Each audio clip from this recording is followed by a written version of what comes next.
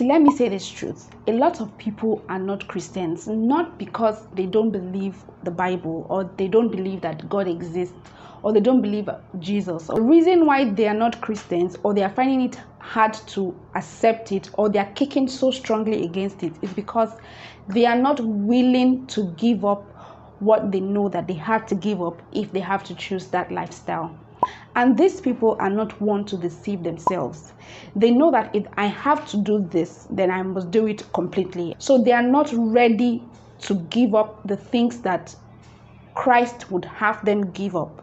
So they're like, you know what, I'm not doing this thing. And so they have chosen their path. Now, if you want to be a Christian, don't deceive yourself by saying that I'm going to be a Christian, but I'm still going to carry on with some of my, terrible or ungodly lifestyle, just because you feel that, okay, grace abounds and it's good and all good. I can still have my boyfriend and still have sex, and I will ask God for forgiveness. God knows my heart. God knows I'm trying, when you are not actively trying. So this is not a video to condemn or anything, but it's to get you to see that there are two sides. There is the narrow way and there's the wide way. The wide way is where a lot of people are in because it's a wide road. Most cars go on the wide road. You see more cars on the wide road. It's easier to pass. It's faster. I mean, you can do whatever you want. Now, this wide road is where a lot of people are. They want to do whatever pleases them. They want to have their own choice. They want to make their own decisions. They want to do whatever they like.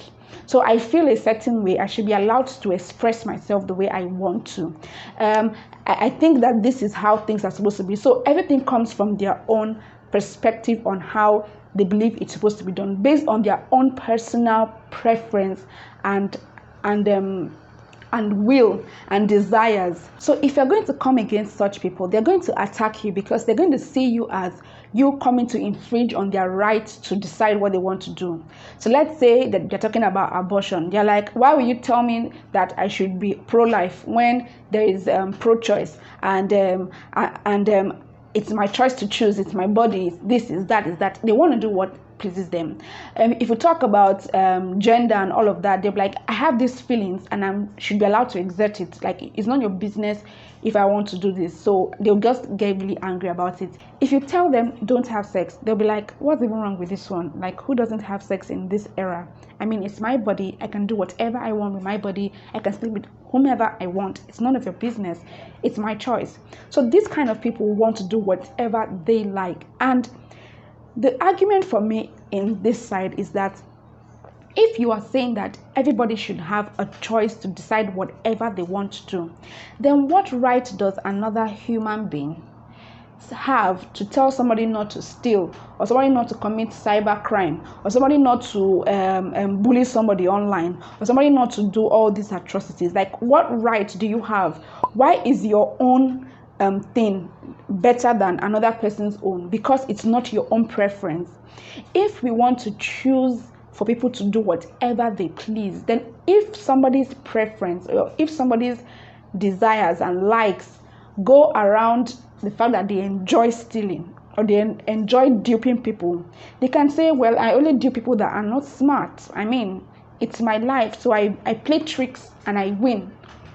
They can say it that way. Or they can say that my desire, or I find fantasy in sleeping with children, pedophilia.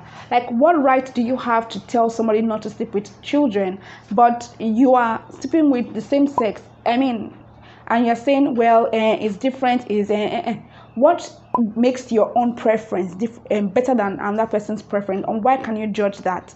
So when you look at that kind of poll, there's a lot of chaos around that, because if we let everybody do whatever they want to do, then even the murderer can say, I find pleasure in killing people, and just make sure that you're not the one that I'm feeling like killing at that moment. Like, it's my prerogative. Because some people are fighting that, okay, abortion is okay, so why is it that somebody else that wants to kill somebody else, for that person is inconveniencing them, you are now saying that it's not allowed? I mean, It's my preference. So there's a lot of chaos around this line. There's a lot of chaos there, where if we really allow society to function in a way where everybody does whatever they please, anybody can drink and drive and do whatever is their life. If they die, they die.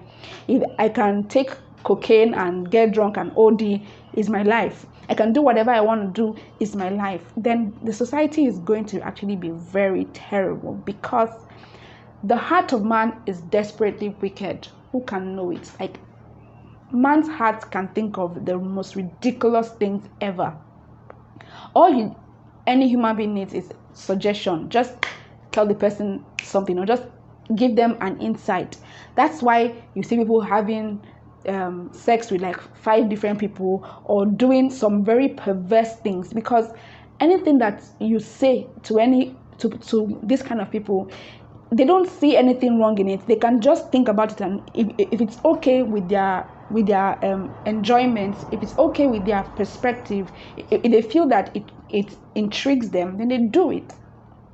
But the narrow road is a completely different ball game. In the narrow way, there are rules and regulations that guide how you act and whatever you do. So you cannot do things just because you want to. You have to make sure that they follow the line of what the rules and regulations are, based on what God has given as the rules and regulations, which is: do not sin, love, and do not sin. Live a righteous, just, and fair life. That is what the rules are. So there are certain things that you feel. Now, what these people in the wide road feel are things that occur to you. You have those feelings too. You see the opposite sex and you are attracted to the opposite sex. You see somebody even from the same sex and you are attracted to somebody from the same sex. You see wanting to party and get drunk and fight and steal and all those, anything you want to do, you see them. You actually have those thoughts that come into your mind. But the difference, you in the narrow road, is that you have decided that you will train yourself to only act on the right path. So no matter how those thoughts come to you, you have trained yourself in such a way where when they come, you kick them out and then you do what is right. So let's say as a man, you see a beautiful woman. Now, you admire her, she's beautiful, but you don't let it get into lust where you start undressing her with your eyes, or already start wanting to, go and make some advances to her just because you want to sleep with her. So I can relate this with babies. Babies, whenever they see something, they want to touch it, they want to hold it, they want to take it, they want to put it in their mouth. And it doesn't matter whether it is theirs or not. So you can be sitting down with your sweet and a baby comes to you and he yanks the sweet off you and licks it and is looking at you. Yes, because I wanted to lick the sweet. I don't care whether it is yours or not, I'm going to lick it. A baby sees you playing with something, a toy, doesn't care whether it is your toy or not. He begins to fight you for that toy like it is their own. Like whatever they want to do, they do. People remain in that state forever, where whatever they want to do, they feel they have a right to do and they must do. But there's a reason why parents would train the child that don't take what is not yours, or don't insult somebody, even if your body is yearning to insult somebody. So when somebody insults you, you know not to insult the person back, not because you are not smart or you don't know how to banter, but because you have chosen that you will not lose your character, because in what God has said, you're not supposed to insult anybody. So you don't insult back. So you're not letting people to be your trigger points to get you to do what is outside of God's will. That is the narrow road, where it can be painful. It can mean you denying a lot of things, and it's not easy. It's just like a soldier who is training for battle. The process of training is not funny. It's difficult. It's stressful. Like when you're exercising, it's stressful. It's painful. Your muscles ache. But you keep at it because it makes you better. It makes your health better. It makes you fit. It makes you look good. So you keep at it. And then at some point, you begin to enjoy it. At some point, you understand it. At some point, it becomes easier. It's no longer like a lot of stress. It's not part and parcel of you, like riding a bicycle. Once you've learned it, then you've learned it. And then you are now doing it as a default. It now becomes a part of you. So really, you have to decide what road you want to be on, because you cannot be in the middle. Because when you're actually saying that you are in the middle, you're actually on the other side, you're just deceiving yourself. Those who pretend to be Christians are just losing out on both sides.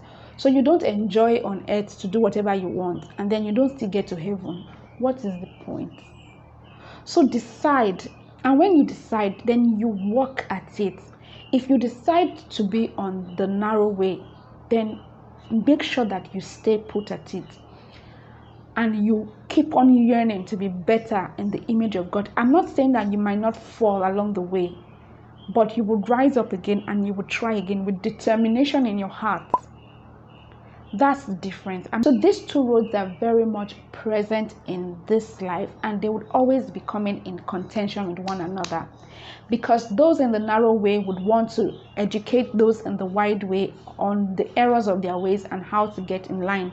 But those on the wide way will not want to listen, and they will be upset about why the people in the narrow way are always trying to tell them what to do.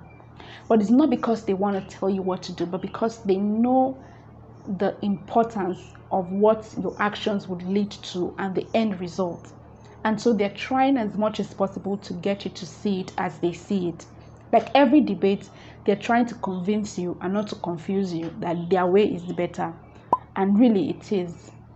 So as people in the narrow way, please, even in trying to talk to people in the wide way, it's not easy to give up a lot of things that they are used to.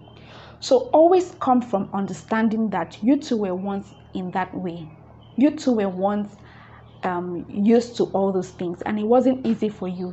So come from that place of understanding and love, because you have gone through that journey as well, or you are even still going through that journey of trying to still stand firm.